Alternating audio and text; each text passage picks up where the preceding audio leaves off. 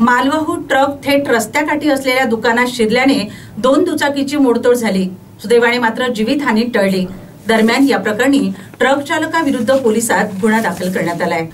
यवतमाळच्या पुसद माहूर रोडवर माहूरकडून पुसदकडे भरधाव येणारा ट्रक थेट गुंज बस स्टॉप जवळील एका किराणा दुकानामध्ये शिरला। या भीषण अपघातात दुकानासह 2 मोटरसायकलचा चुराडा झाला। या अपघाताचा थरार सीसीटीव्ही कॅमेऱ्यात चित्रित झाला।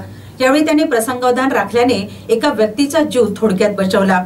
हा ट्रक चंद्रपूर येथून सिमेंट घेऊन येत होता, मात्र वाहन चालकाला झोपेची डुलकी आल्याने चालकाचे वाहनावरील नियंत्रण सुटले आणि हा अपघात झाला। या अपघातामुळे स्थानिक परिसरात एकच खळबळ उडाली। गुंज येथील हा मार्ग श्री रेणुका देवी आणि दत्त शिखर माहूरकडे जाणाऱ्या भाविकांच्या वाहनामुळे नेहमीच गजबजलेला असतो। या मार्गावर नेहमीच मोठी वर्दळही असते।